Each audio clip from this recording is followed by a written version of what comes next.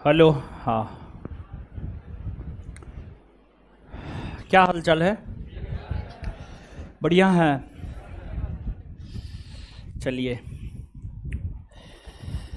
Homework दिए थे कुछ? नहीं दिए थे? हैं? वही रिवीजन करने दिए थे। हाँ, नहीं दिए थे होमवर्क। महाराज तो है दिए थे जी होमवर्क। है उससे पिछले क्लास क्वेश्चन पूछे नहीं थे अंदर, बोले थे अगले क्लास में पूछेंगे। हाँ, तो वही तो हम बोलना चाह रहे हैं। अब आ गए आप लोग लाइन पे। ठीक है, बाद में पूछेंगे, पहले पढ़ लेते हैं। देखिए, आइए अब आधुनिक भारतीय इतिहास प्रारंभ किए हैं। और आधुनिक भारतीय इतिहास में अगर देखा जाए तो आधुनिक भारतीय इतिहास में पहला चैप्टर हम लोग पढ़ लिए हैं, भारत में यूरोपीय कंपनियों का आगमन। और दूसरा चैप्टर हम लोग पढ़ रहे हैं। दूसरा चैप्टर में है 18वीं सदी में स्थापित नवीन स्वायत्त राज्य। 18वीं सदी में स्थापित नवीन स्वायत्त राज्य में हम लोग बंगाल को पढ़ लिए हैं। बंगाल को पढ़े हैं ना? अरे कम से कम हाँ या ना तो बोले। बंगाल को पढ़े हैं। बंगाल के बाद आगे अब हम लोगों को अवध के विषय में पढ़ना है। और अवध के बाद जो है फिर हम लोगों को हैदराबाद के विषय में पढ़ना है। हैदराबाद के विषय में पढ़ना है। तो बंगाल पढ़ लिए थे, तो लास्ट क्लास में लगता है बंगाल ही खत्म किए थे। तो आगे आप हेडिंग मारिए अवध। अवध अवध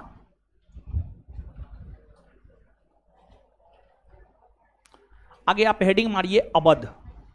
अवध अवध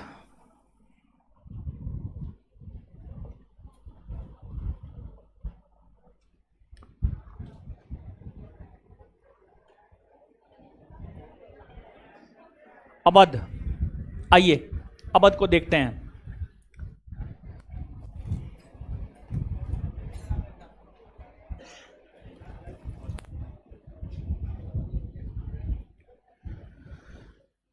सुनिए, समझिए। देखिए, अवध कहा किसे जाता था? वर्तमान में अगर देखा जाए, वर्तमान के अनुसार अगर देखा जाए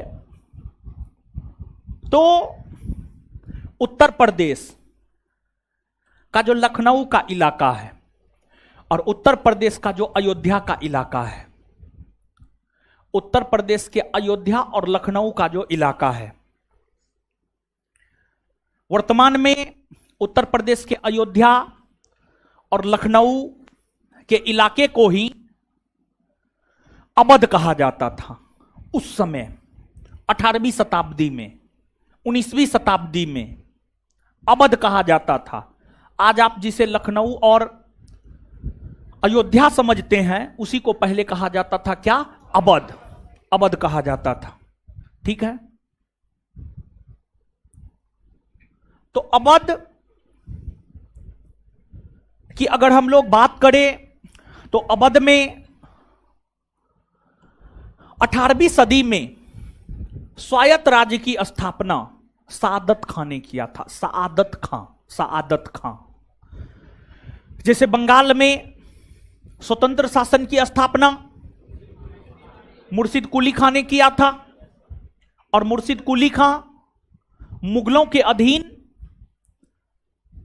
एक अधिकारी के तौर पर पहले काम किए थे, लेकिन कमजोर पर रही मुगल सत्ता का लाभ उठाते हुए ही बंगाल में स्वतंत्र शासन की स्थापना मुर्शिद कुली खां ने कर लिया था। उसी प्रकार से अवध में जो स्वतंत्र शासन की स्थापना है, अवध में स्वतंत्र शासन की स्थापना सआदत खां के द्वारा की गई। सआदत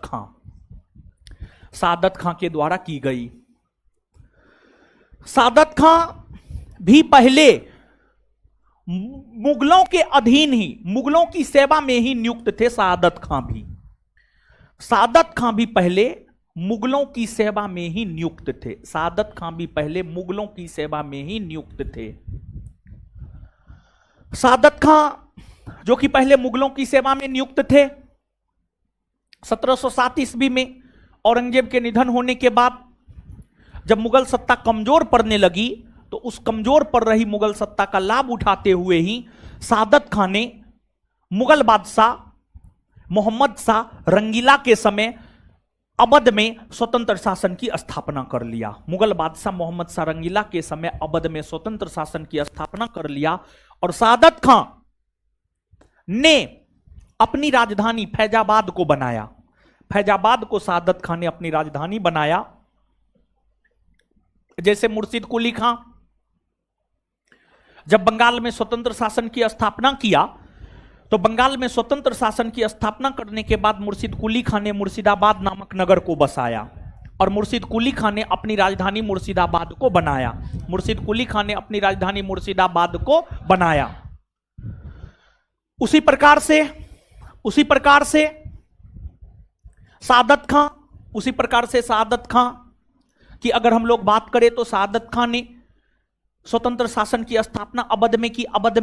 अवध का स्वतंत्र शासक अपने आप को घोषित किया। यानी देखिए, सआदत खां पहले मुगलों की सेवा में नियुक्त था। लेकिन कमजोर पड़ रही मुगल सत्ता का लाभ उठाते हुए जो है सआदत खां अवध में अपने आप को स्वतंत्र शासक घोषित किया और फैजाबाद को राजधानी बना करके शासन प्रशासन करना सआदत खां ने शुरू कर दिया। और जो सआदत खां है, इन्हें मोहम्मद शाह रंगीला एक विशेष प्रकार की उपाधि प्रदान किया था। इन्हें मुगल बादशाह मोहम्मद शाह रंगीला ने एक विशेष प्रकार की उपाधि प्रदान किया था। वह उपाधि है बुरहान उल मुल्क। बुरहान उल मुल्क की उपाधि सआदत खां को प्रदान की गई थी और सआदत खां को बुरहान उल मुल्क की उपाधि दी गई थी मोहम्मद शाह रंगीला के द्वारा। और आप याद कीजिए, जब मुगल बादशाह मोहम्मद शाह रंगीला थे, मुगल बादशाह मोहम्मद शाह रंगीला का जो शासनकाल है, आप सब लोग उसके शासनकाल से अवगत हैं। मोहम्मद शाह रंगीला का शासनकाल 1719 से लेकर के 1748 मुगल बादशाह मोहम्मद शाह रंगीला का शासनकाल माना जाता है। और मोहम्मद शाह रंगीला के समय ईरान के नेपोलियन कहे जाने वाले नादिर शाह ने दिल्ली पर आक्रमण किया था।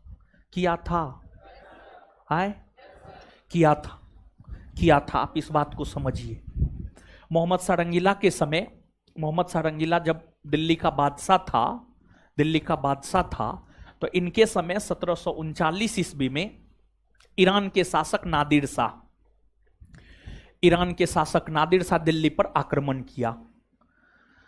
और जब ईरान के शासक नादिर शाह दिल्ली पर आक्रमण किया, तो नादिर शाह और मोहम्मद शाह रंगीला के बीच हरियाणा के करनाल नामक स्थान पर 1739 ईस्वी में युद्ध हुआ, जिस युद्ध को इतिहास में करनाल का युद्ध कहा गया। और उस करनाल के युद्ध में मोहम्मद शाह रंगीला की हार हुई और नादिर शाह की जीत हुई। इसके बाद दोनों के बीच समझौता हुआ और दोनों के बीच जब समझौता हुआ तो मोहम्मद शाह रंगीला नादिर शाह को 50 लाख रुपया देने के लिए तैयार हुआ और नादिर शाह मोहम्मद शाह रंगीला के साथ समझौता करके मोहम्मद शाह रंगीला से 50 लाख रुपया लेकर वापस ईरान लौटने वाला था। लेकिन जब नादिर शाह मोहम्मद शाह रंगीला से 50 लाख रुपया लेकर वापस ईरान लौटने वाला था, तो सआदत खां जो कि अवध के नवाब थे, वो नादिर शाह को सूचना भिजवाया। सआदत खां जो कि अवध के नवाब थे, वे नादिर शाह को सूचना भिजवाया कि आप 50 लाख रुपया लेकर मत जाइए, मोहम्मद शाह रंगीला का खजाना भरा हुआ है, उसके खजाना में 2 करोड़ से ज्यादा रुपया है। तो आप नादिर शाह, शहादत खान ने नादिर शाह को कहा कि आप दिल्ली आइए और दिल्ली में मोहम्मद शाह के खजाना को खोलिए, उसमें आपको 2 करोड़ से ज्यादा रुपया मिलेगा। तो नादिर शाह को लगा कि हम तो मोहम्मद शाह को हरा ही दिए हैं युद्ध में, हम 50 लाख रुपया लेकर क्यों जाए, हम 2 करोड़ रुपया लेकर जाए। तो नादिर शाह फिर से दिल्ली पर चढ़ाई किया, और जब नादिर शाह दिल्ली पर चढ़ाई किया तो मोहम्मद शाह रंगीला शहादत खां को युद्ध लड़ने के लिए बुलाया। मोहम्मद शाह रंगीला अवध के नवाब शहादत खां को बुलाया कि नादिर शाह के खिलाफ युद्ध लड़ना है, लेकिन जब नादिर शाह दिल्ली पहुंचा और मोहम्मद शाह रंगीला के खजाना को खोला तो मोहम्मद शाह रंगीला का खजाना तो खाली था। मोहम्मद शाह रंगीला का खजाना क्या था? खाली। तो अब नादिर शाह से भी शहादत खान ने झूठ बोला था कि इसके खजाना में 2 करोड़ से ज्यादा रुपया है, और मोहम्मद शाह रंगीला के साथ तो ये धोखाधड़ी करबे किया था। तो अवध के नवाब शहादत खान ने नादिर शाह और मोहम्मद शाह रंगीला दोनों के साथ धोखाधड़ी किया। दोनों इसको दिल्ली बुलाना चाहा कि आप आइए दिल्ली, आपका करेंगे इलाज, लेकिन इसको पता चल गया। और फिर शहादत खान समझ गया अब तो कोई चारा चलने वाला है नहीं, आगे बढ़े तो खाई और पीछे जाए तो कुआं। अंततः शहादत खां आत्महत्या कर लिया। शहादत खां 1739 ईस्वी में आत्महत्या कर लिया। 1739 ईस्वी में शहादत खां आत्महत्या कर लिया। शहादत खां के आत्महत्या करने के बाद अवध का अगला नवाब बना सफदरजंग। शहादत खां के आत्महत्या करने के बाद अवध का अगला नवाब बना सफदरजंग।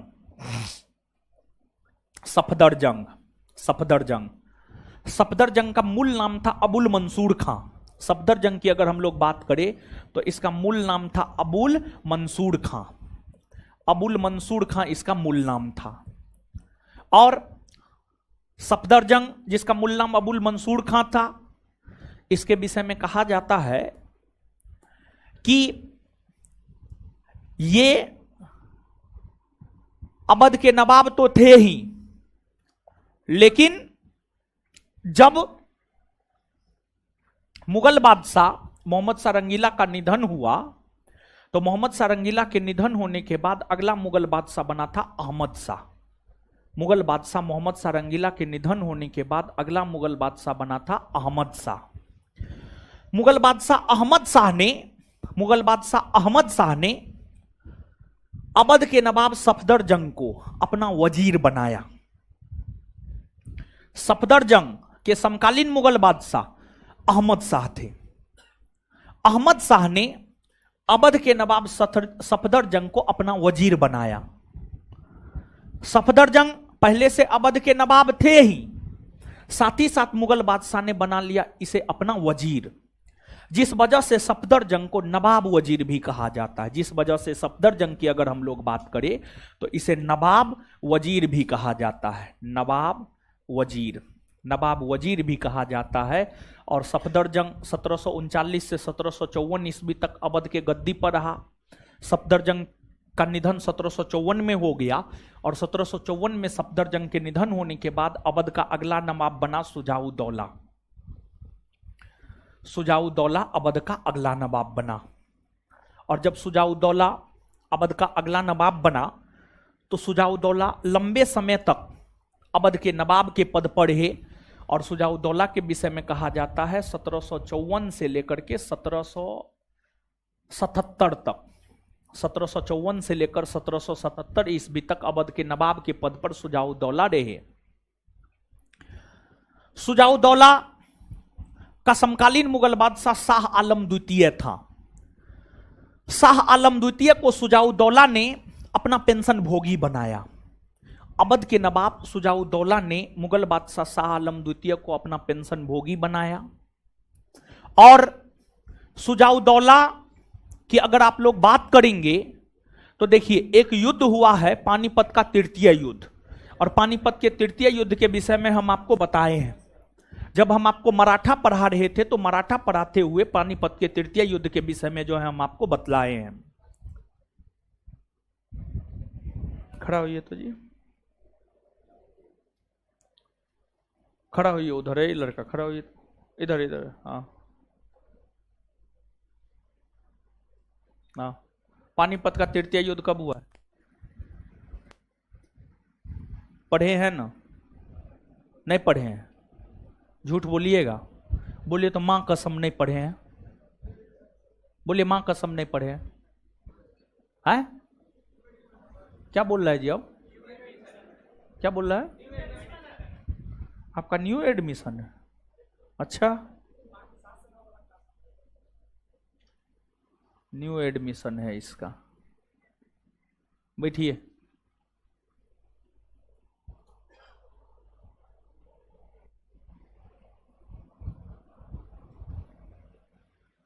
किसको खड़ा करे, पता नहीं चल रहा है कौन नया है कौन पुराना है। ये लड़की तो पुरानी है, ये लड़की है, हाँ पुरानी है ना? आप पढ़े हैं ना आप? हाँ खड़ा। 1761। तो ये क्वेश्चन हम आपसे थोड़े पूछे हैं।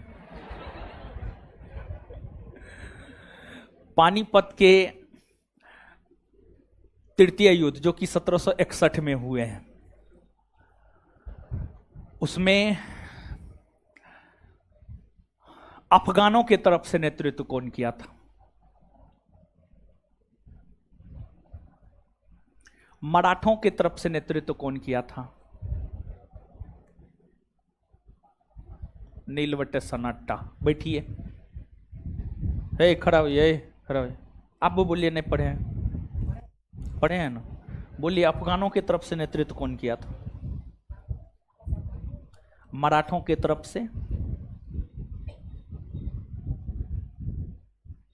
आगे पढ़ते जाइए, पीछे भूलते जाइए। क्या दिक्कत है? कोई दिक्कत है? बाबूजी का होटल है, खाना है, सोना है, पढ़ना ना है।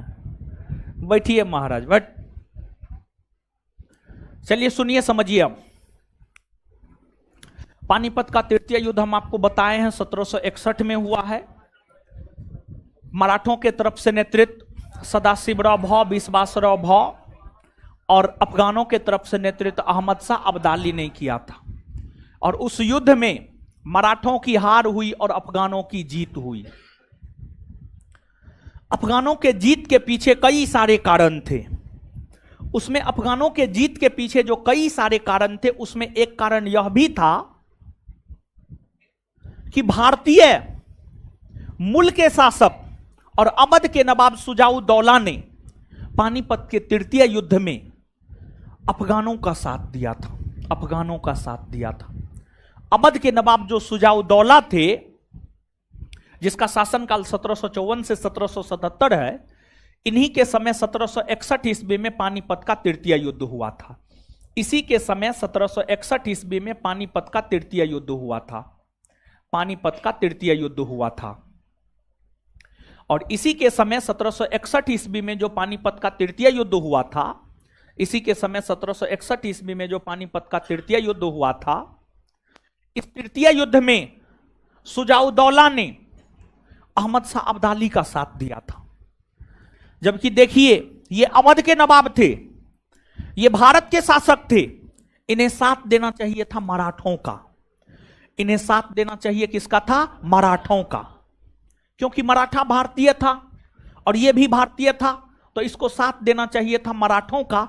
लेकिन इन्होंने मराठों का साथ नहीं दिया, बल्कि इन्होंने साथ दिया अहमद शाह अब्दाली का। उसके पीछे भी रीजन था। रीजन ये था कि अगर शुजाउद्दौला अहमद शाह अब्दाली का साथ नहीं देता तो अहमद शाह अब्दाली मराठों को पराजित करके तो मराठों की शक्ति को छीन कर ही दिया, मतलब कमजोर कर ही दिया। छीन करना मतलब कमजोर करना, कमजोर कर ही दिया। अगर ये अहमद शाह अब्दाली का साथ नहीं देता तो इसको भी युद्ध में लपेट करके इसको भी युद्ध में पराजित करके इसकी भी शक्ति को छीन कर देता और इसके भी क्षेत्र को अपने साम्राज्य में मिलाने का काम अहमद शाह अब्दाली करता। तो एक डर, अहमद शाह अब्दाली का डर और खौफ की वजह से, अहमद शाह अब्दाली के डर और खौफ की वजह से शुजाउद्दौला पानीपत के तृतीय युद्ध में अहमद शाह अब्दाली का साथ दिया। इसके बाद आप सब लोग जानते हैं 1764 ईस्वी में बक्सर का युद्ध हुआ था। लास्ट क्लास में ही हम आपको ये सब बात की चर्चा किए हैं। 1764 ईस्वी में जो बक्सर का युद्ध हुआ था, उस बक्सर के युद्ध में 1764 ईस्वी में जो बक्सर का युद्ध हुआ था, उस बक्सर के युद्ध में एक तरफ भारत की संयुक्त सेना थी और दूसरी तरफ ब्रिटिश सेना थी। भारत की संयुक्त सेना में बंगाल के अपदस्थ नवाब मीर कासिम, अवध के नवाब शुजाउद्दौला और मुगल बादशाह शाह आलम द्वितीय शामिल थे। और बक्सर के युद्ध में भारत की संयुक्त सेना का नेतृत्व कौन किया था? शुजाउद्दौला। और युद्ध में नेतृत्व इन्होंने ही किया था। और इसी वजह से जब अंग्रेजों ने इनके साथ अर्थात शुजाउद्दौला के साथ इलाहाबाद की संधि किया तो इससे युद्ध हार जाने के तौर पर 50 लाख रुपया लिया। युद्ध हार जाने के तौर पर 50 लाख रुपया लिया। तो शुजाउद्दौला के विषय में ये तमाम प्रकार की बातें हुई। शुजाउद्दौला के बाद अवध के अगले नवाब बने आसफ उद-दौला। शुजाउद्दौला के बाद अवध के अगले नवाब बने आसफ उद-दौला। आसफ उद-दौला आसफ उद-दौला शुजाउद्दौला के बाद जो अवध के अगले नवाब बने, इन्होंने अपनी राजधानी को परिवर्तित किया।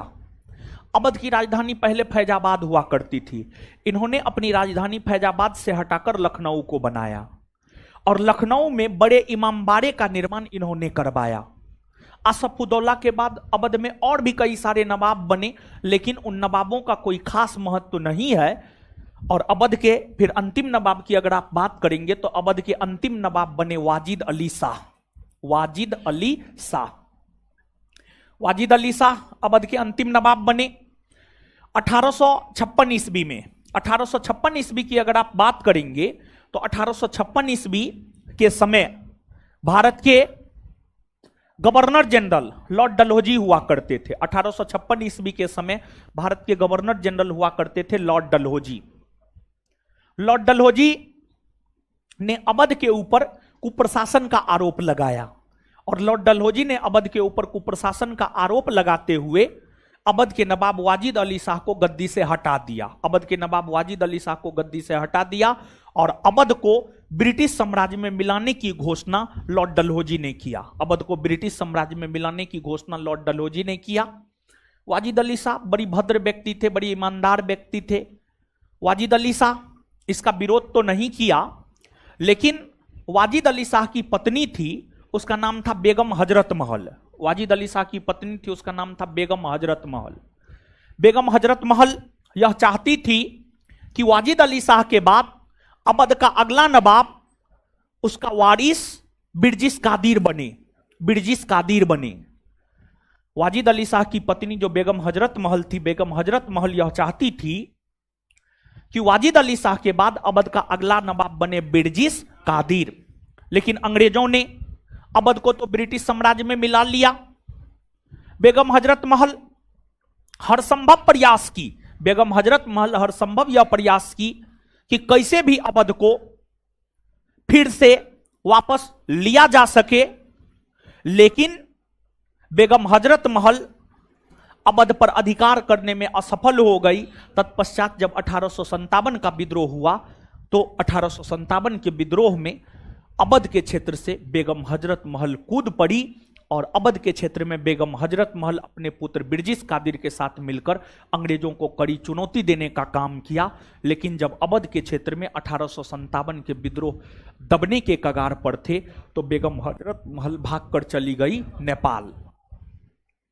यही है आपको अवध के विषय में, यह सब बात आप याद रखिएगा। अब नीचे से लिखना प्रारंभ कीजिए।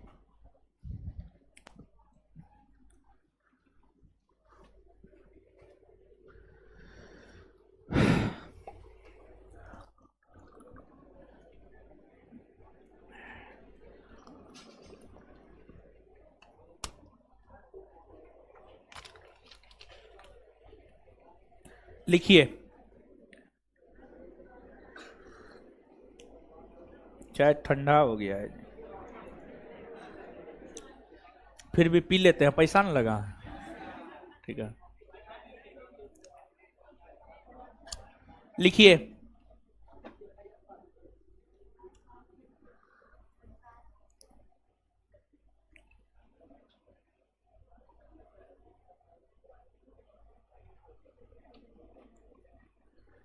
लिखिएगा।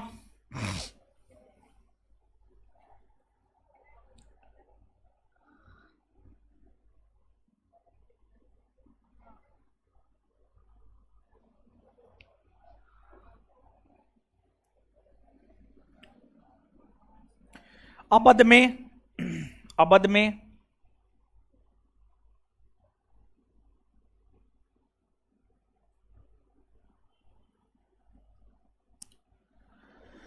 स्वतंत्र शासन की स्थापना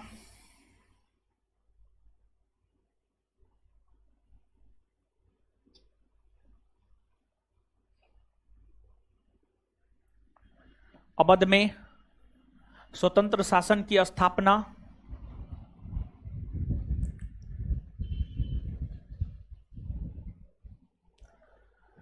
सादत खां ने किया।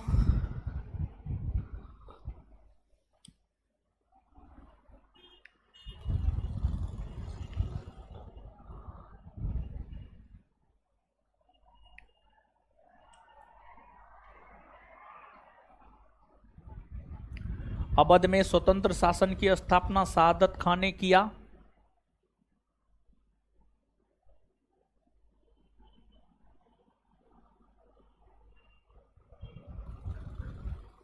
अवध में स्वतंत्र शासन की स्थापना सादत खां ने किया। सादत खां ने किया। इन्होंने फैजाबाद को अपनी राजधानी इन्होंने फैजाबाद को अपनी राजधानी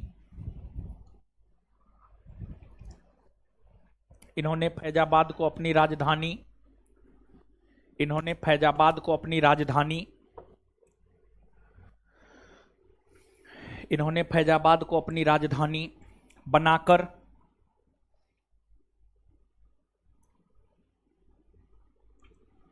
शासन प्रशासन किया।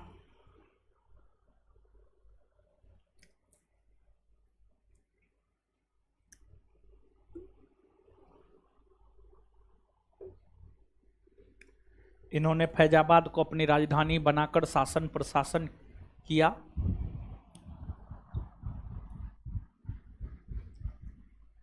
इनके समकालीन मुगल बादशाह मोहम्मद शाह रंगीला था।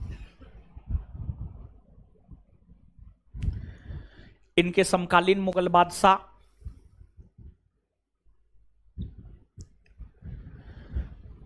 इनके समकालीन मुगल बादशाह इनके समकालीन मुगल बादशाह मोहम्मद शाह रंगीला था। इनके समकालीन मुगल बादशाह मोहम्मद शाह रंगीला था। मोहम्मद शाह रंगीला था। Full stop. मोहम्मद शाह रंगीला ने इन्हें बुरहान उल मुल्क की उपाधि प्रदान की। मोहम्मद शाह रंगीला ने इन्हें बुरहान उल मुल्क की उपाधि प्रदान की।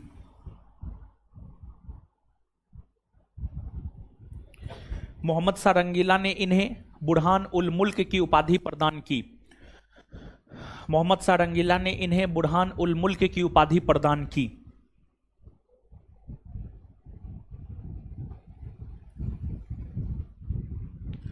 बुरहान उल मुल्क की उपाधि प्रदान की? मोहम्मद शाह रंगीला ने इन्हें बुरहान उल मुल्क की उपाधि प्रदान की। मोहम्मद शाह रंगीला ने इन्हें बुरहान उल मुल्क की उपाधि प्रदान की। मोहम्मद शाह रंगीला ने इन्हें बुरहान उल मुल्क की उपाधि प्रदान की। Full stop. Full stop.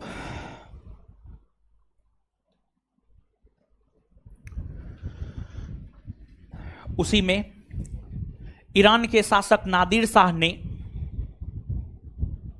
उसी में ईरान के शासक नादिर शाह ने, ईरान के शासक नादिर शाह ने, ईरान के शासक नादिर शाह ने, ईरान के शासक नादिर शाह ने, ईरान के शासक नादिर शाह ने जब दिल्ली पर आक्रमण किया,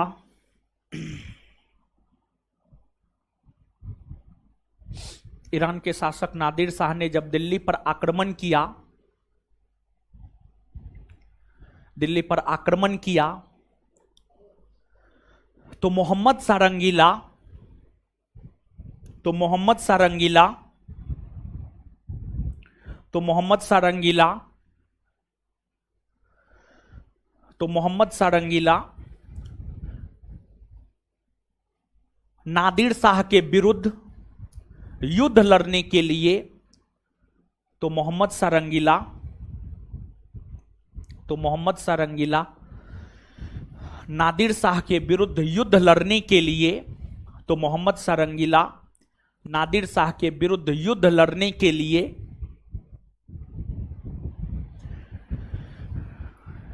मोहम्मद शाह रंगीला नादिर शाह के विरुद्ध युद्ध लड़ने के लिए सादत खां को दिल्ली बुलाया, सादत खां को दिल्ली बुलाया, सादत खां को दिल्ली बुलाया, सादत खां को दिल्ली बुलाया, सादत खां को दिल्ली बुलाया,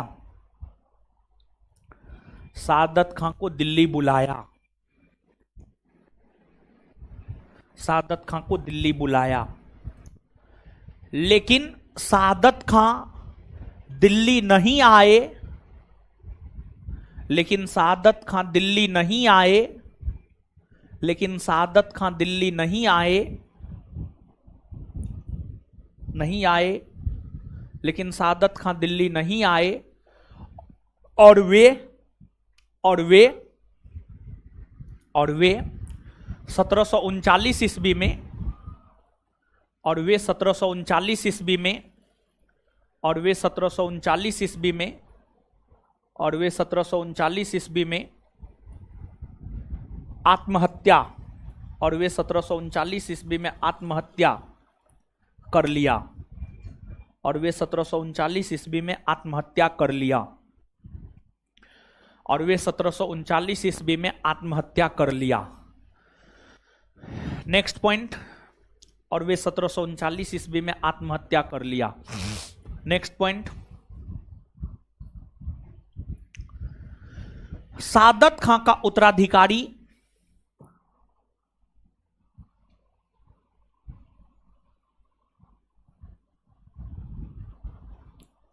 सादत खां का उत्तराधिकारी, अरे कुर्सी बोले थे मंगवाने का, है ना, मंगवाए। सादत खां का उत्तराधिकारी सफदरजंग,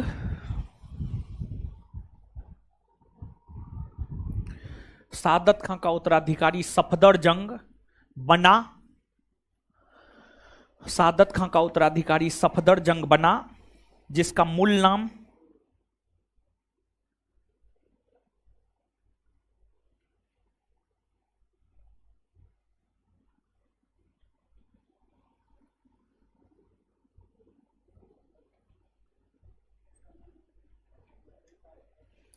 सादत खां का उत्तराधिकारी सफदरजंग बना, जिसका मूल नाम अबुल मंसूर खां,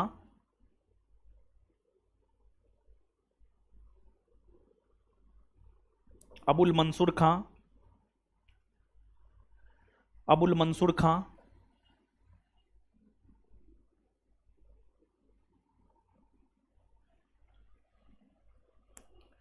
अबुल मंसूर खां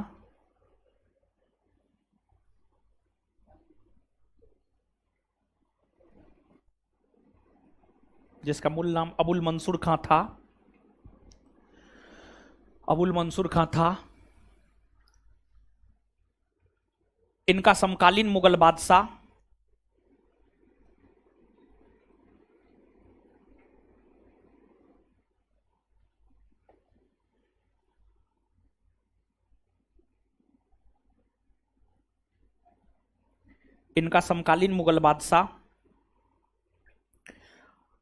अहमद शाह था।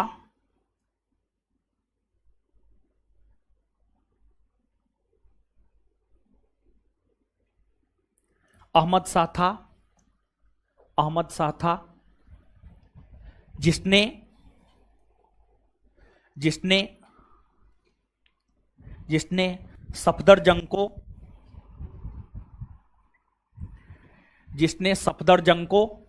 जिसने सफदरजंग को अपना वजीर बनाया। जिसने सफदरजंग को अपना वजीर बनाया। जिसने सफदरजंग को अपना वजीर बनाया। जिसने सफदरजंग को अपना वजीर बनाया। यही कारण है कि सफदरजंग को नवाब वजीर भी कहा जाता है। यही कारण है कि सफदरजंग को नवाब वजीर भी कहा जाता है। यही कारण है कि सफदरजंग को नवाब वजीर भी कहा जाता है। यही कारण है कि सफदरजंग को नवाब वजीर भी कहा जाता है। यही कारण है कि सफदरजंग को नवाब वजीर भी कहा जाता है। यही कारण है कि सफदरजंग को नवाब वजीर भी कहा जाता है। यही कारण है कि सफदरजंग को नवाब वजीर भी कहा जाता है। नवाब वजीर भी कहा जाता है।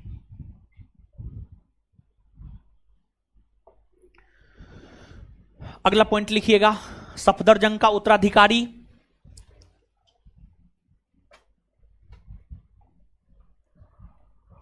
सफदरजंग का उत्तराधिकारी, अगला पॉइंट लिखिए, सफदरजंग का उत्तराधिकारी। कुर्सी पूछिए तो बैठेंगे जी। सफदरजंग का उत्तराधिकारी, सफदरजंग का उत्तराधिकारी शुजाउद्दौला बना। बोर्ड पे लिखा हुआ है शुजाउद्दौला, देखिए ना। सफदरजंग का उत्तराधिकारी शुजाउद्दौला बना। शुजाउद्दौला बना।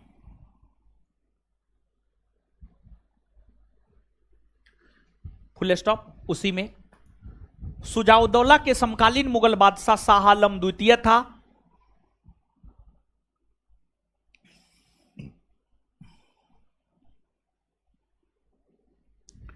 शुजाउद्दौला का समकालीन मुगल बादशाह शुजाउद्दौला का समकालीन मुगल बादशाह शुजाउद्दौला का समकालीन मुगल बादशाह शाह आलम द्वितीय था।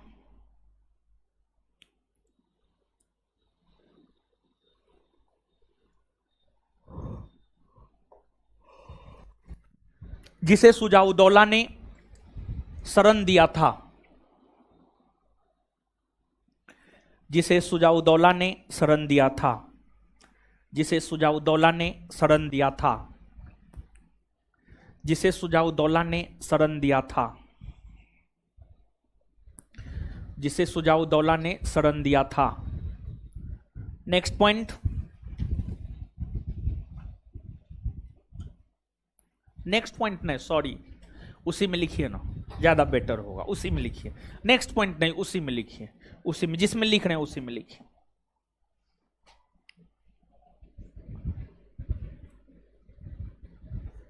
शुजाउद्दौला ने, उसी में, शुजाउद्दौला ने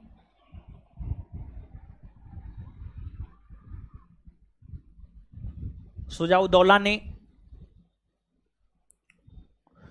1761 ईस्वी में हुए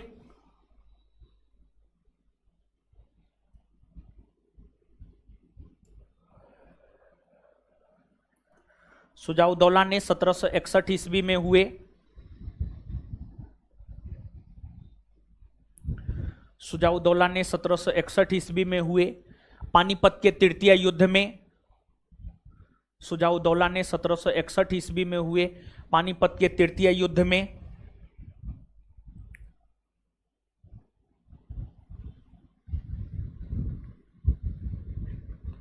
पानीपत के तृतीय युद्ध में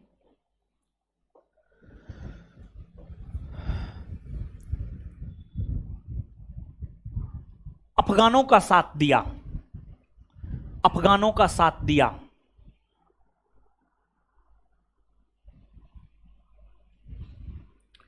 अफगानों का साथ दिया। उसी में कंटिन्यू 1764 ईस्वी में हुए बक्सर के युद्ध का नेतृत्व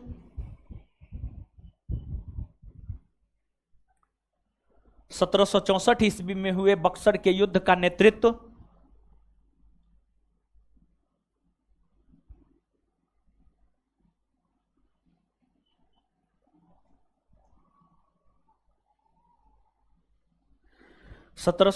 ईस्वी में हुए बक्सर के युद्ध का नेतृत्व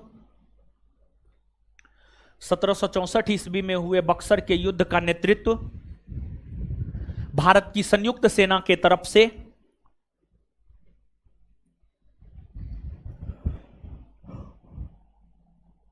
भारत की संयुक्त सेना के तरफ से सुजाउद्दौला ने ही किया था। भारत की संयुक्त सेना के तरफ से सुजाउद्दौला ने ही किया था। भारत की संयुक्त सेना के तरफ से सुजाउद्दौला ने ही किया था।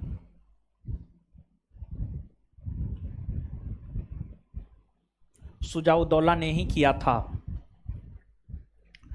अगला पॉइंट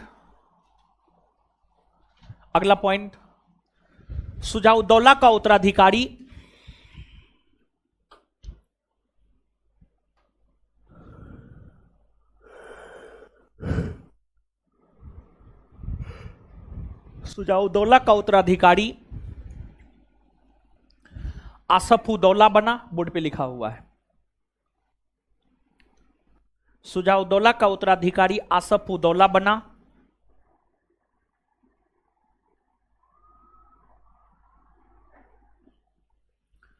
सुजाउद्दौला का उत्तराधिकारी आसफ-उद-दौला बना। सुजाउद्दौला का उत्तराधिकारी आसफ-उद-दौला बना। आसफ-उद-दौला बना।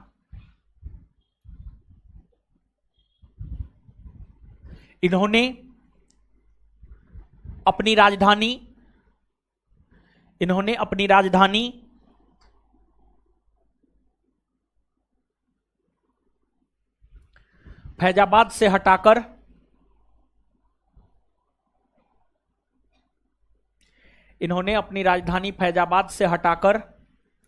राजधानी फैजाबाद से हटाकर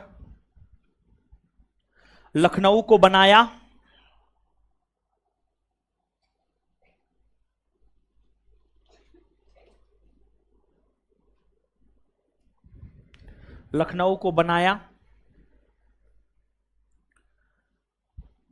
उसी में आसफ-उद-दौला ने लखनऊ में बड़ा इमामबाड़ा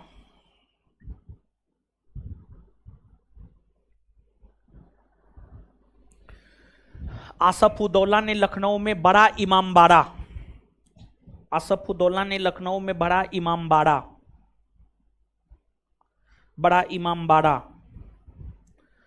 और मोहम्मद अली शाह ने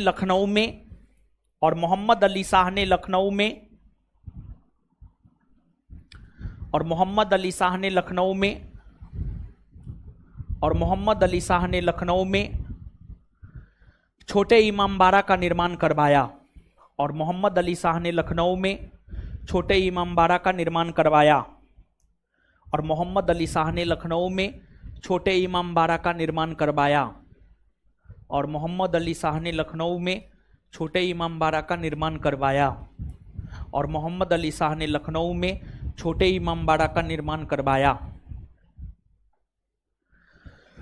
नेक्स्ट पॉइंट लिखिए।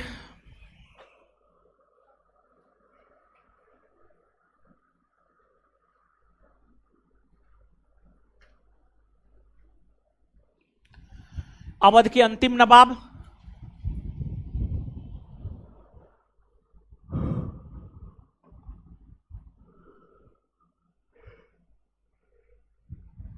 अवध के अंतिम नवाब वाजिद अली शाह हुए।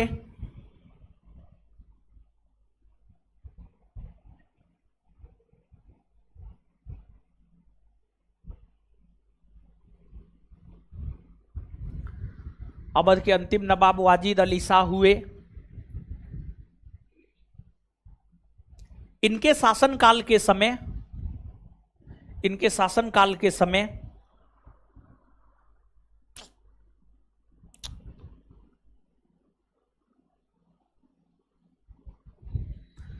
इनके शासनकाल के समय इनके शासनकाल के समय इनके शासनकाल के समय समय समय 1856 ईस्वी में 1856 ईस्वी में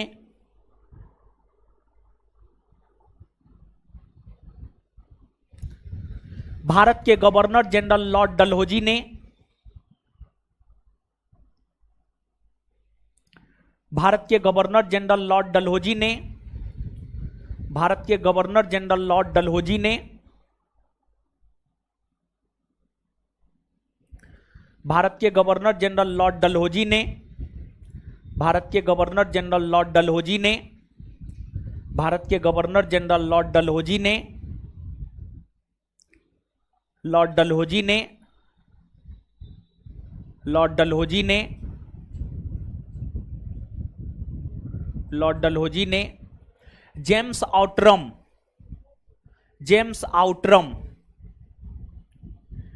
आउटरम के रिपोर्ट को आधार बनाते हुए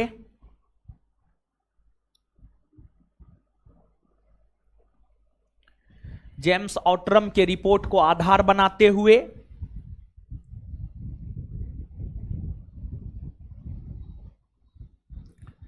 जेम्स आउटरम के रिपोर्ट को आधार बनाते हुए जेम्स आउटरम के रिपोर्ट को आधार बनाते हुए जेम्स आउटरम के रिपोर्ट को आधार बनाते हुए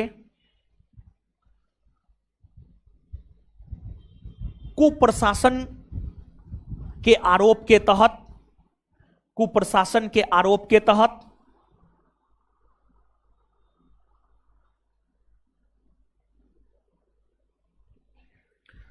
कुप्रशासन के आरोप के तहत कुप्रशासन के आरोप के तहत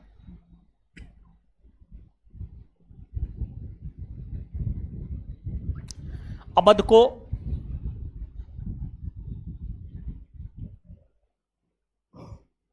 ब्रिटिश साम्राज्य में मिला लिया।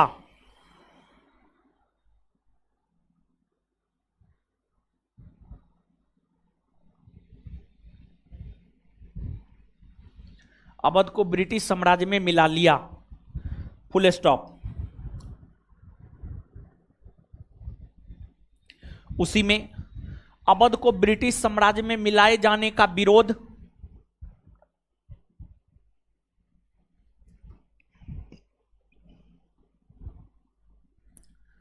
अवध को ब्रिटिश साम्राज्य में मिलाए जाने का विरोध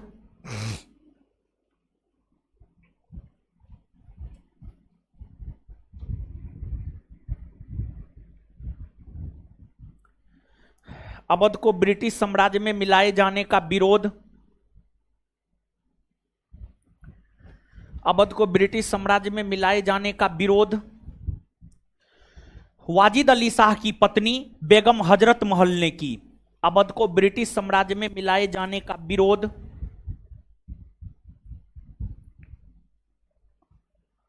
अवध को ब्रिटिश साम्राज्य में मिलाए जाने का विरोध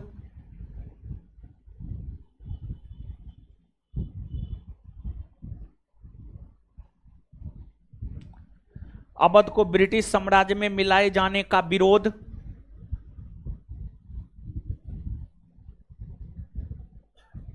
वाजिद अली शाह की पत्नी बेगम हजरत महल ने की। वाजिद अली शाह की पत्नी बेगम हजरत महल ने की। अवध को ब्रिटिश साम्राज्य में मिलाए जाने का विरोध वाजिद अली शाह की पत्नी बेगम हजरत महल ने की।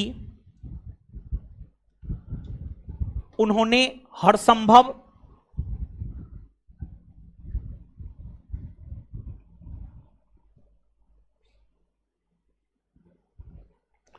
उन्होंने हर संभव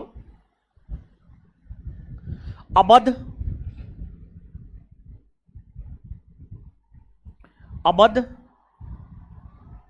को उन्होंने हर संभव अवध को पुनः अपने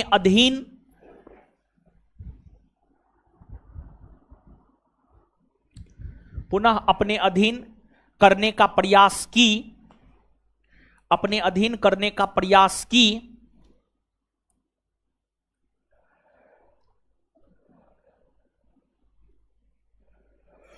अपने अधीन करने का प्रयास की,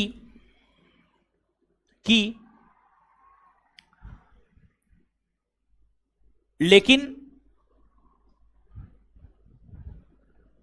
उन्हें सफलता नहीं मिली।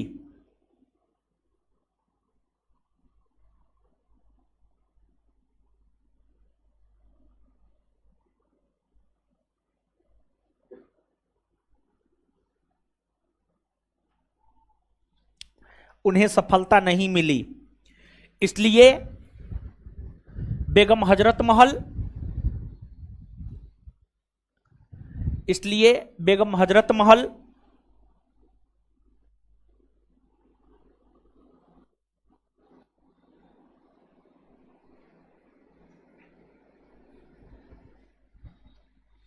1857 के विद्रोह में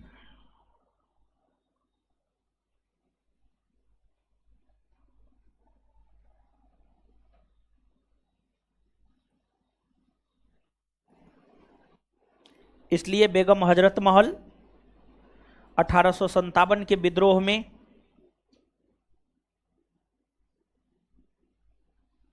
अवध के क्षेत्र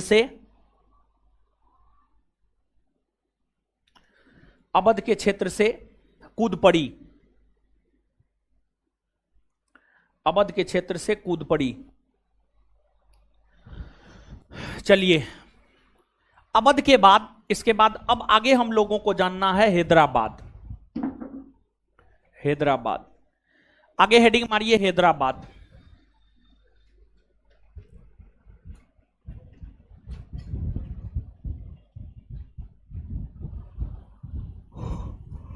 हैदराबाद,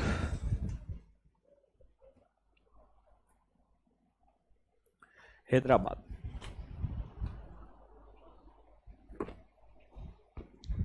हैदराबाद।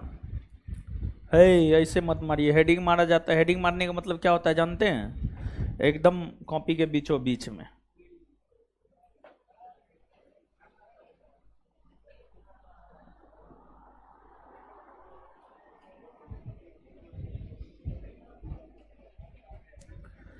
चलिए, आइए हैदराबाद को समझते हैं, लेकिन उससे पहले जो है अवध पढ़िए, याद करवाएंगे तब समझेंगे। पढ़िए, पहले याद करवा देंगे तब आगे बढ़ेंगे।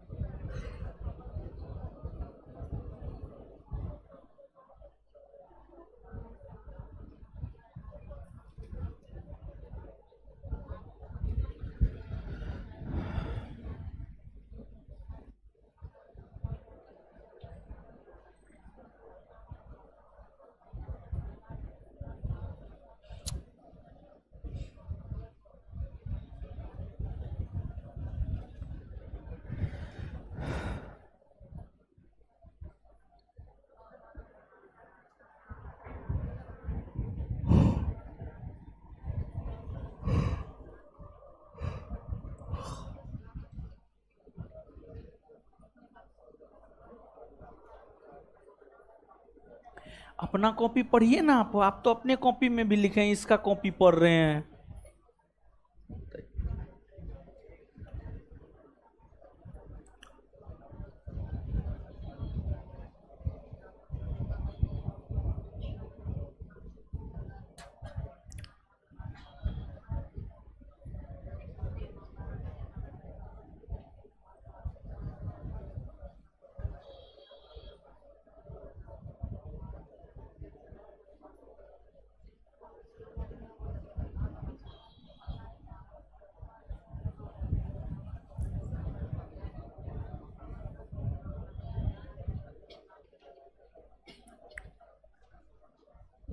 है गुरुजी लोग पढ़ लिए?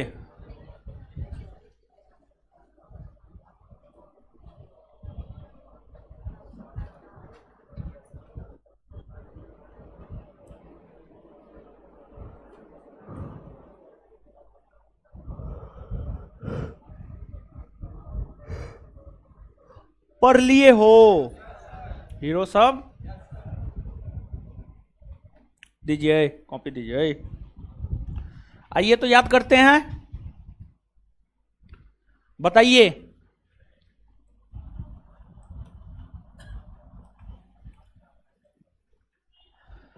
अवध में स्वतंत्र शासन की स्थापना किसने किया? आए अवध में स्वतंत्र शासन की स्थापना किसने किया? और शहादत खान ने अवध में स्वतंत्र शासन की स्थापना करके अवध की राजधानी किसे बनाया? किसे बनाया? अच्छा, इसके बाद आगे बताइएगा, शहादत खान को बुरहान उल मुल्क की उपाधि किस मुगल बादशाह ने दिया? किसने दिया है? शहादत खान को बुरहान उल मुल्क की उपाधि किस मुगल बादशाह ने दिया? और जब नादिर शाह 1739 में दिल्ली पर आक्रमण किया था तो मोहम्मद शाह शहादत खान को दिल्ली युद्ध लड़ने के लिए बुलाया था, लेकिन क्या शहादत खान गया था? आत्महत्या न कर लिया। और इसके आत्महत्या करने के बाद अवध का अगला नवाब कौन बना? कौन बना? सफदरजंग का मूल नाम? मूल नाम? अच्छा, सफदरजंग को और किस नाम से जाना जाए? नवाब वजीर। सफदरजंग को किस मुगल बादशाह ने अपना वजीर बनाया था? अहमद शाह। कौन बनाया था? अहमद शाह। सफदरजंग को अपना वजीर कौन बनाया था?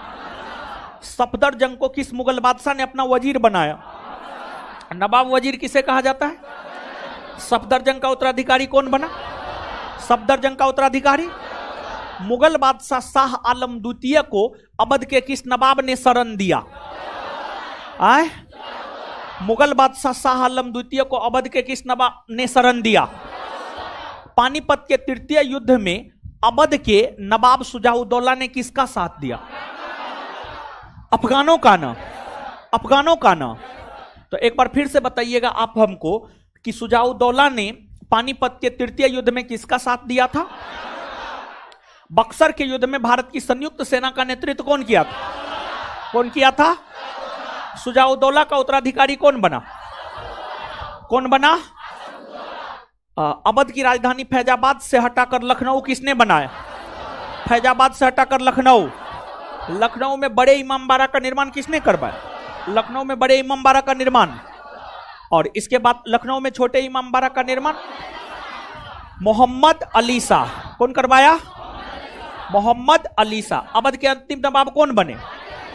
अवध के अंतिम नवाब कौन बने? अवध के अंतिम नवाब। अवध को ब्रिटिश साम्राज्य में कब मिलाया गया? कब मिलाया गया?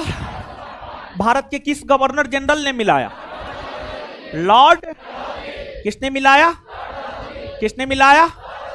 किसने मिलाया? किस आधार पर? कुप्रशासन। किस आधार पर? किस आधार पर? कुप्रशासन। क्लियर है बात? चलिए अब हम लोग पढ़ेंगे हैदराबाद। अच्छा एक बात बताइए, आप लोग तो मैथ कहीं ना कहीं पढ़ते ही होंगे या पढ़ ही लिए होंगे। अपने संस्थान में भी मैथ चलता है, पता है या ना? प्रभु सर पढ़ाते हैं, बहुत शानदार पढ़ाते हैं। और कितने ऐसे विद्यार्थी हैं जिनका मैथ का सिलेबस खत्म हो गया है कुछ? हाथ खड़ा कीजिए तो। हाँ ठीक है। तो अच्छा, मैथ का सिलेबस खत्म हो गया है तो अब उसको पलट उलट करके देखते हैं कि ना? उलट पलट करके देखिए, नहीं तो भूल जाइएगा, नील बट्टे सन्नाटा हो जाइएगा, समझे? और देखिए, वैसे कोई भी छात्र या छात्रा जिसका मैथ या जीएस का सिलेबस 50% या उससे अधिक खत्म हो गया है या 100% खत्म हो गया है,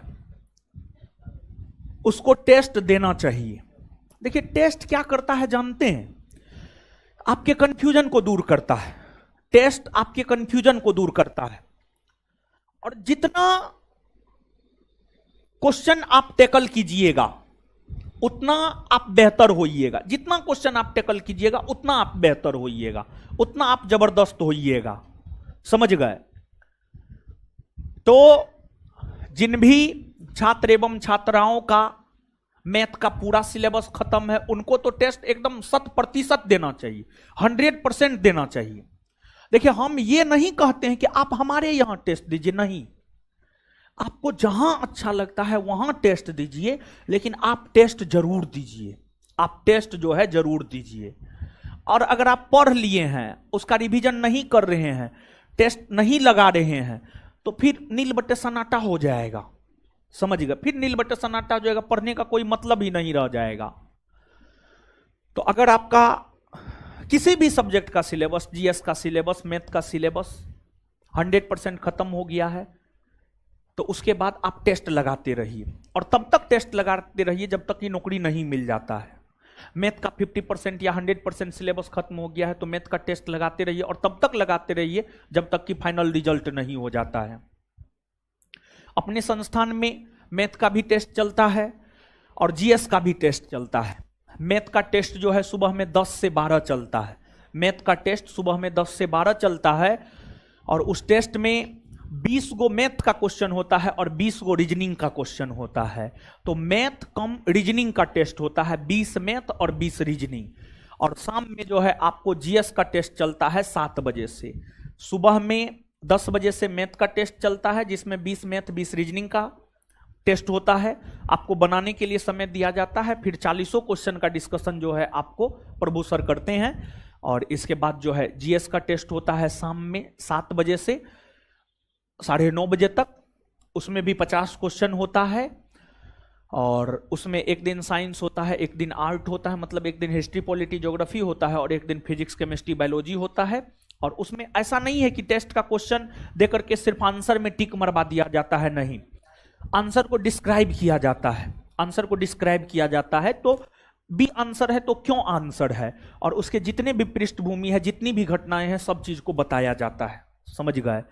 तो आप इस बात को देखिए, आप जो है रूम पे रह करके अपना अधिकतर समय इधर उधर में बिताते हैं। किसी के रूम में जाकर के बतियाइएगा, मोबाइल चलाइएगा, राजनीति का बात कीजिएगा, राजनेता का बात कीजिएगा, फिर जो है आईपीएल चल रहा है, आईपीएल देखिएगा, उसका बात कीजिएगा। कोई सीएसके चिल्लाएगा, कोई एमआई चिल्लाएगा, कोई हार्दिक पांड्या, रोहित शर्मा को लेकर के जो है विवाद खड़ा कर दीजिएगा, आपस में लड़ जाइएगा। कोई जो है टीचर के विषय में बात कीजिएगा, फलना टीचर, चिल्ला टीचर, ढेकना टीचर, फेंकना टीचर। समझ गए? तो इस सबसे बेहतर जीवन में क्या है जानते हैं? इस सबसे बेहतर है कि टाइम को बचा करके टेस्ट दीजिए, बेहतर होगा। यहां पर भी चलता है, और हम आपको ये नहीं बोल रहे हैं कि आप यहीं पे टेस्ट दीजिए, आप टेस्ट दीजिए, कहीं पर भी टेस्ट दीजिए, लेकिन आप जरूर टेस्ट दीजिए। लेकिन एक बात है, जिस लेवल का क्वेश्चन यहां पर मिलेगा, जितना बेहतर कंटेंट और क्वालिटी यहां पर मिलेगा टेस्ट में, उतना कहीं नहीं मिलता है। हम लोग क्वेश्चन क्रिएट करते हैं, कट पेस्ट कॉपी करने का कोई बात ही नहीं होता है। समझ गए? तो आपको टेस्ट देना चाहिए। अगर आपका सिलेबस 100% खत्म हो गया तब तो एकदम 100%, अब 50% या उससे ज्यादा भी खत्म हो गया तब पर भी आपको देना चाहिए। 50% से कम हुआ है तो आपको पहला प्रयास ये करना चाहिए कि एक के जगह 2 बैच करके जो है सिलेबस को पहले पूरा खत्म कर ले। एक बार सिलेबस जब पूरा खत्म हो जाता है ना, तो होता क्या है उसमें, फिर आप बुक पढ़िए। जैसे सिलेबस खत्म हो गया वैसे बुक पढ़ना शुरू कर दीजिए।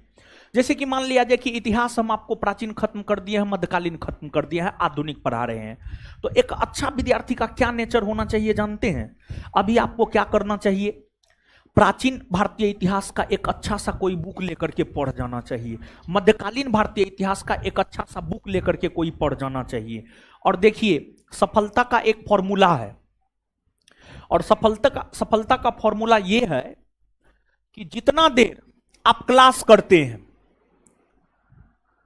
उससे सीधा 2 गुना या 3 गुना घर पे पढ़िए।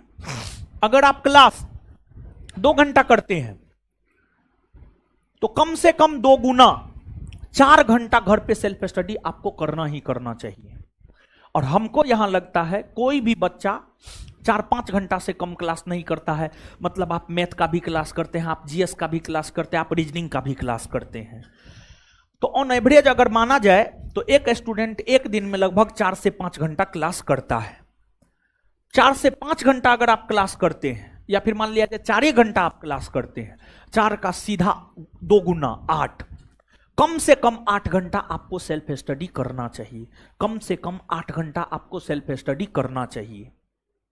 तो 4 घंटा क्लास करते हैं तो 8 घंटा आपको सेल्फ स्टडी करना चाहिए। और बहुत विद्यार्थी के दिमाग में तो ये होता है सिर्फ क्लास करके रिजल्ट हो जाएगा, सिर्फ टीचर के पास पढ़ने से रिजल्ट हो जाएगा। ये एकदम गलत है। क्लास करने से रिजल्ट हो जाता, टीचर के पास पढ़ने से रिजल्ट हो जाता, सबका रिजल्ट हो जाता। रिजल्ट उसका होता है जो क्लास के साथ साथ सेल्फ स्टडी पर फोकस करता है, सेल्फ स्टडी पर जोर देता है। अब सवाल ये उठता है कि सेल्फ स्टडी में क्या करें, तो उसका जवाब ये है कि आप अपने जीवन में कोई ना कोई लक्ष्य बनाए होंगे। या तो आप अपना लक्ष्य बीपीएससी बनाए होंगे, या पुलिस बनाए होंगे, या बिहार दरोगा बनाए होंगे, या कुछ ना कुछ अपना लक्ष्य जरूर बनाए होंगे। जो भी आप अपने जीवन में अपना लक्ष्य बनाए होंगे उसका क्वेश्चन बैंक मार्केट में है। बिहार दरोगा, BPSC, Bihar police, Bihar SSC, UPSC, हर चीज का, रेलवे, एसएससी, हर एग्जाम का क्वेश्चन बैंक मार्केट में है। तो जो आपका जीवन में लक्ष्य है, जो आप बनना चाहते हैं, उसका क्वेश्चन बैंक मार्केट से लीजिए और सेल्फ स्टडी में उसको आप पढ़िए। सेल्फ स्टडी में आप उसको पढ़िए। दूसरा काम सेल्फ स्टडी में क्या करना है? पहला काम सेल्फ स्टडी में क्या करना है यह बता दिए। दूसरा काम सेल्फ स्टडी में क्या करना है? आप जीएस का क्लास करते हैं, आप मैथ का क्लास करते हैं, आप रीजनिंग का क्लास करते हैं। आपको एक दिन में टीचर जितना पढ़ाते हैं उसका रिवीजन करना है। दूसरा काम यह करना है कि उसका क्या करना है? रिवीजन करना है, रिवीजन करना है। बस ये दो काम करना है। और अगर आप चाहत अधिकारी बनने की रखते हैं, SDM, DSP, IAS, IAS, IPS, ये सब बनने की चाहत अगर आप रखते हैं, तो पर डे शुरू में कम से कम, शुरू में स्टार्टिंग पीरियड में, शुरुआती 10 दिन के लिए कम से कम 2 से 3 पेज आप जरूर लिखिए। कुछ भी लिखिए, एनसीईआरटी पलट लीजिए, उसी को लिखिए, लेकिन लिखिए आप जरूर। फिर 10 दिन के बाद उसको थोड़ा बढ़ाइए, 3 पेज की जगह 5 पेज कीजिए। फिर 10 दिन के बाद फिर और बढ़ाइए, 5 पेज की जगह 8 पेज कीजिए, फिर 10 पेज कीजिए। इस प्रकार से बढ़ाइए और 20 पेज तक लिखने का प्रयास कीजिए एक दिन में। और ये नहीं कि पहले दिन आप प्रयास में जुट गए कि पहले दिन 20 पेज लिखना है, कभी नहीं हो पाइएगा सफल। देखिए Gandhi ji step by step कदम बढ़ाए। पहले छोटा छोटा आंदोलन किए, उसमें सफलता मिला, तब ना बड़ा आंदोलन किए। गांधी जी अचानक बड़ा आंदोलन थोड़े कर दिए। पहले चंपारण सत्याग्रह छोटा सत्याग्रह था, अहमदाबाद छोटा था, खेड़ा छोटा था, फिर तब जाकर के बड़ा असहयोग आंदोलन किए। तो स्टेप बाय स्टेप काम करना चाहिए। तो अगर आप अधिकारी बनने की चाहत रखते हैं तो राइटिंग स्किल, और एक बात आप जानिए, यूपीएससी हो या बीपीएससी हो या अन्य स्टेट पीसीएस हो, प्रीलिम्स, मेंस, इंटरव्यू 3 स्तर से गुजरना होता है। प्रीलिम्स क्वालिफाइंग नेचर का होता है। इंटरव्यू कुछ भी कीजिएगा 120 में 50-60 मार्क दे देगा। मेन जो होता है ना, जानते हैं, मेंस होता है, मेंस होता है। बीच का जो है ना मेंस होता है। और मेंस में जानते हैं आपको लिखना होता है मेंस में। और अगर आप में राइटिंग स्किल नहीं है, लिखने का आदत नहीं है, तो मेंस आपका कभी नहीं हो सकता है और आप अधिकारी कभी नहीं बन सकते हैं। समझ गए? तो अगर आप अधिकारी बनने की चाहत रखते हैं तो ये सब काम आप कीजिए। अब कहिएगा लिखेंगे क्या? यूपीएससी बीपीएससी का क्वेश्चन बैंक है। अगर मान लिया जाए बीपीएससी का आप तैयारी करना चाहते हैं, बीपीएससी का क्वेश्चन बैंक मार्केट में है, एकदम मार्केट में क्वेश्चन बैंक है, मार्केट से क्वेश्चन बैंक खरीदिए आंसर के साथ, उसको देख करके लिखिए, उसको देख करके लिखिए। शुरू में महीना 2 महीना तक आंसर देख करके लिखिए, महीना 2 महीना 3 महीना तक आंसर देख करके लिखिए। और हम लोग क्या करते हैं पता है? हम लोग ये करते हैं, पहला दिन ही चाहते हैं कि एकदम हम अपने मन से 10 पेज लिख दे। लिखने के लिए कुछ नहीं आता है, पहला दिन ही जो है बड़का ख्वाब देख लेते हैं। तो इसी वजह से हम लोगों का पूरा नहीं हो पाता है, समझे? तो ये सब काम आप कीजिए। अगर बेहतर बनना है जीवन में, हमारा तो काम है आपको मार्ग दिखाना, आपका काम है उस पर नहीं चलना, समझ गए? या चलना। तो आप थोड़े हमारा बात कहां मानते हैं, आप हमारा बात नहीं मानते हैं आप, समझे? तो इसलिए बोले नहीं चलना। अब आगे आइए हैदराबाद। देखिए हैदराबाद की अगर हम लोग बात करें, हैदराबाद की अगर हम लोग बात करें, हैदराबाद की अगर हम लोग बात करें तो हैदराबाद में स्वतंत्र शासन की स्थापना निजामुल मुल्क ने किया था। निजामुल मुल्क ने किया था। हैदराबाद में स्वतंत्र शासन की स्थापना किया था निजामुल मुल्क ने।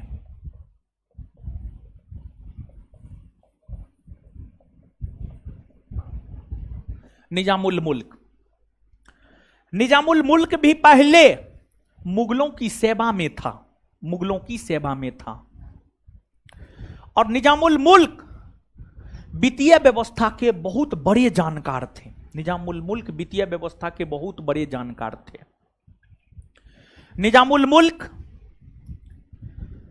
मुगल बादशाह मोहम्मद सारंगीला के समकालीन थे। निजामुल मुल्क ने यह देखा कि मुगलों की अर्थव्यवस्था चरमरा रही है, मुगलों की अर्थव्यवस्था बर्बाद हो रही है। तो निजामुल मुल्क मुगलों की चरमरा रही अर्थव्यवस्था को अच्छा बनाने का प्रयास किए, लेकिन इस बात से मुगल बादशाह मोहम्मद सारंगीला घबरा गया। मुगल बादशाह मोहम्मद सारंगीला को लगा कि ऐसा नहीं कि निजामुल मुल्क शक्तिशाली हो जाए और हम ही को गद्दी से हटा दे और मुगल बादशाह बन जाए। ऐसा डर मोहम्मद सारंगीला को हो गया। तो मोहम्मद सारंगीला ने निजामुल मुल्क को कहा, आपको कुछ भी सुधार करने की जरूरत ना है, जो जैसे चल रहा है वैसे चलने दिया जाए। तो निजामुल मुल्क को यह लगा कि मुगल रूपी नाव अब डूबने वाली है, और मुगल रूपी नाव जो डूबने वाली है, डूबते हुए नाव का कोई सवारी करना पसंद करेगा? डूबते हुए नाव का सवारी कीजिएगा, आप भी डूबिए ना जाइएगा। तो डूबते नाव की सवारी करना कोई पसंद नहीं करता है, डूबते नाव की सवारी करना कोई पसंद नहीं करता है। तो मुगल रूपी नाव जो डूब रही थी, उस डूबती नाव की सवारी निजामुल मुल्क नहीं करना चाहते थे। और फिर निजामुल मुल्क मुगल सेवा से मुक्त हो गए और दक्षिण भारत आ गए। और दक्षिण भारत आने के बाद निजामुल मुल्क ने मोहम्मद सारंगीला के समय ही हैदराबाद में स्वतंत्र शासन की स्थापना किया। हैदराबाद में स्वतंत्र शासन की स्थापना निजामुल मुल्क ने किया। निजामुल मुल्क हैदराबाद में स्वतंत्र शासन की स्थापना मुगल बादशाह मोहम्मद सारंगीला के समय किया। मोहम्मद सारंगीला के समय किया। मोहम्मद सारंगीला को जब पता चला कि निजामुल मुल्क ने हैदराबाद में स्वतंत्र शासन की स्थापना कर ली है, तो मोहम्मद सारंगीला अपना एक प्रतिनिधि हैदराबाद भेजा। मोहम्मद शाह रंगीला अपना एक प्रतिनिधि हैदराबाद भेजा, उसका नाम था मुबारिज खां। मुबारिज खां, मुबारिज खां, मुबारिज खां हैदराबाद पहुंचा।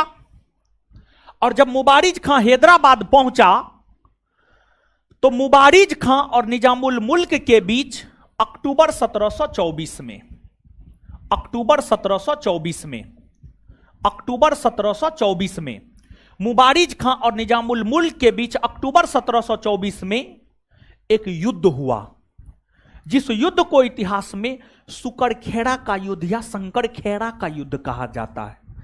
जिस युद्ध को इतिहास में सुकरखेड़ा का युद्ध या शंकरखेड़ा का युद्ध कहा जाता है, सुकरखेड़ा का युद्ध या शंकरखेड़ा का युद्ध कहा जाता है। उस सुकरखेड़ा या शंकरखेड़ा के युद्ध में निजामुल मुल्क की जीत हुई, मुबारिज खां की हार हुई।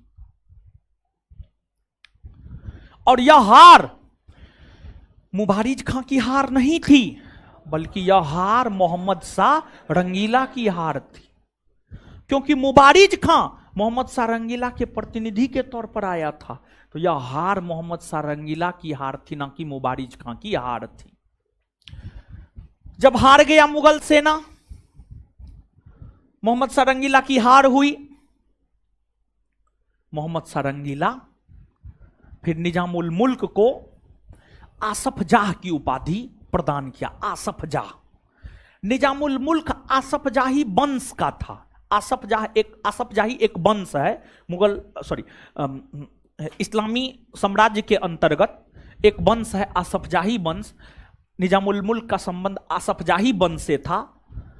तो मोहम्मद शाह रंगीला ने निजामुल मुल्क को आसफ जाह की उपाधि प्रदान किया तथा दक्कन अर्थात दक्षिण भारत का वायसराय नियुक्त किया। दक्कन अर्थात दक्षिण भारत का वायसराय नियुक्त किया। मतलब मोहम्मद शाह रंगीला निजामुल मुल्क को कहा कि दक्षिण भारत में जो है आप देखिए शासन प्रशासन टैक्स और वसूल करके मुगल राजकोष में जमा कीजिए। और फिर इसके बाद जो है निजामुल मुल्क अपना हैदराबाद में शासन करने लगे, हैदराबाद में शासन करने लगे। और निजामुल मुल्क बहुत ही योग्य एवं दूरदर्शी थे। नीचे से लिखिए इतना।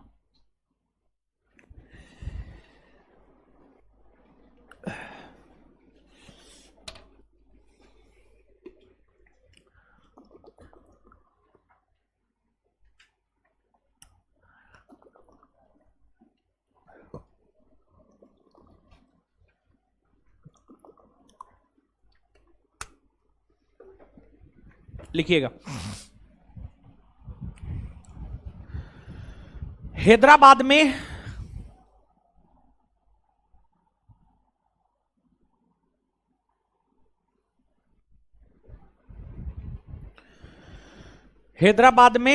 स्वतंत्र शासन की स्थापना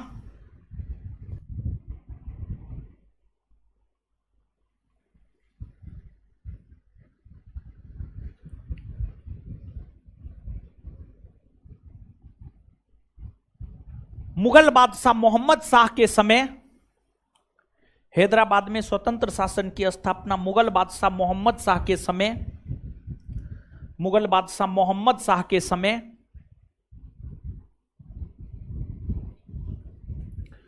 मुगल बादशाह मोहम्मद शाह के समय निजामुल मुल्क ने किया।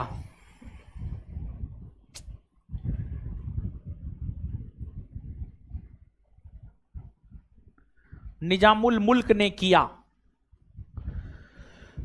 निजामुल मुल्क ने किया, निजामुल मुल्क ने किया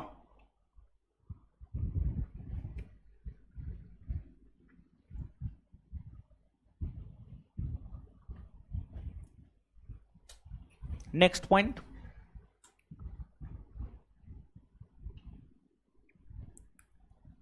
मुगल बादशाह मोहम्मद शाह, मुगल बादशाह मोहम्मद शाह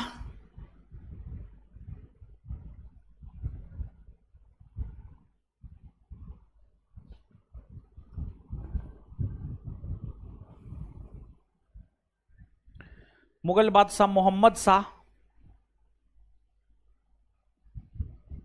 निजामुल मुल्क के खिलाफ युद्ध लड़ने के लिए मुगल बादशाह मोहम्मद शाह निजामुल मुल्क के खिलाफ युद्ध लड़ने के लिए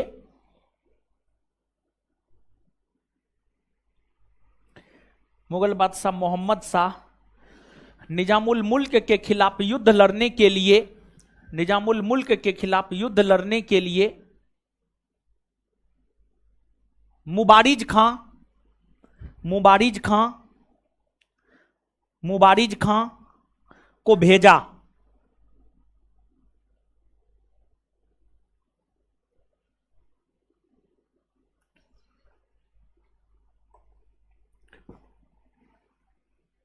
उसी में मुबारिज खां और निजामुल मुल्क के बीच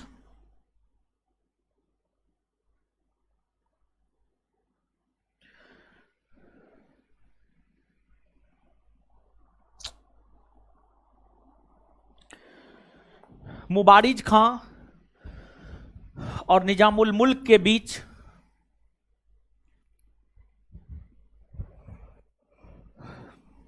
मुबारिज खां और निजामुल मुल्क के बीच अक्टूबर 1724 ईस्वी में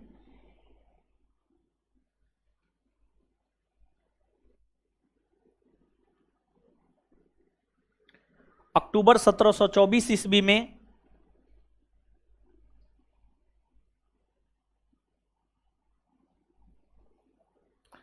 अक्टूबर 1724 ईस्वी में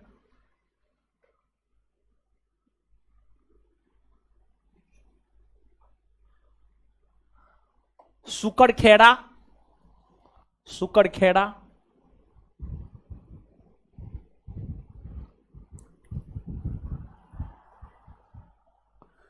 सुकरखेड़ा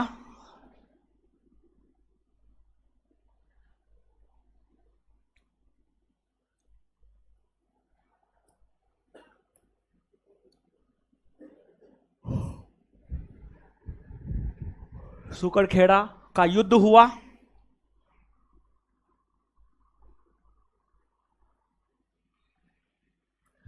इस युद्ध में निजामुल मुल्क की जीत हुई।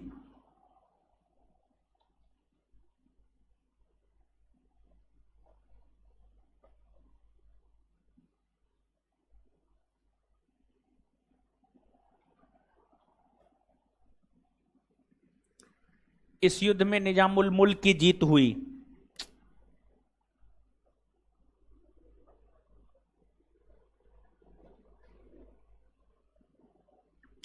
तत्पश्चात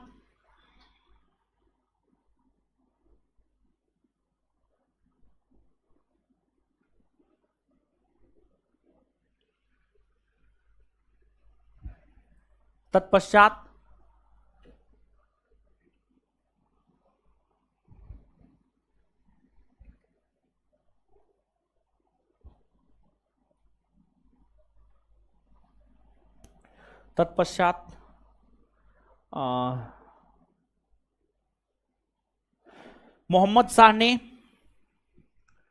तत्पश्चात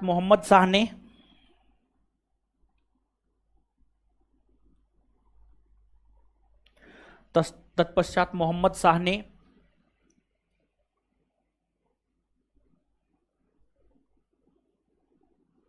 निजामुल मुल्क को आसफ जाह निजामुल मुल्क को आसफ जाह की उपाधि प्रदान किया।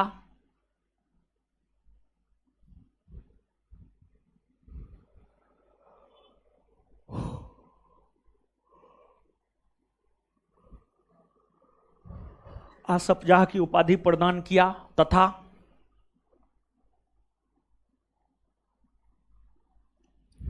दक्कन का वायसराय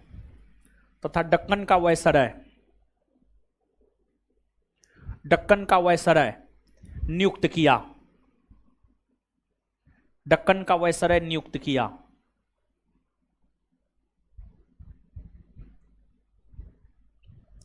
दक्कन का वायसराय नियुक्त किया। चलिए बताइए गुरुजी लोग, हैदराबाद में स्वतंत्र शासन की स्थापना कौन किया है? हाँ, हैदराबाद में स्वतंत्र शासन की स्थापना कौन किया? उस समय मुगल बादशाह कौन था? कौन था? सुकरखेड़ा का युद्ध कब हुआ है? सुकरखेड़ा का युद्ध कब हुआ है? बिहार एसआई का ये पूछा हुआ क्वेश्चन है, 2446 में पूछा था संभव, तो 2446 वाले परीक्षा में, यानी 2446 पोस्ट के लिए जब वैकेंसी निकला था उसमें यह पूछा गया था सुकरखेड़ा का युद्ध कब हुआ है? कब हुआ है? किसके किसके बीच? मुबारिज खां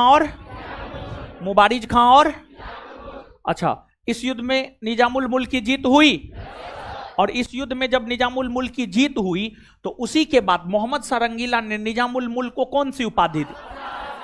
कौन सी उपाधि? आसफजा। कौन सी उपाधि? और कहां का वायसराय नियुक्त किया? दक्कन। कहां का वायसराय? कहां का वायसराय? क्लियर है ये बात? बैठे रहिए, ऑफलाइन वाले लोग बैठे रहिए, ठीक है। चलिए, तो पिछले क्लास में क्वेश्चन नहीं पूछे थे, तो आज तो क्वेश्चन पूछना हमारा हक और अधिकार दोनों बनता है। और ऐसे भी जो चीज पढ़ लिए हैं उसको पूछना हमेशा हमारा मौलिक अधिकार है, और उसको याद रखना आपका मौलिक कर्तव्य है। और अगर आप मौलिक कर्तव्य का उल्लंघन करेंगे तो हमारा मौलिक अधिकार है आपका कुटाई करना, समझ गए? तो मिलते हैं अगले क्लास में। ऑनलाइन वाले लोग, ऑफलाइन वाले लोग बैठे रहिए।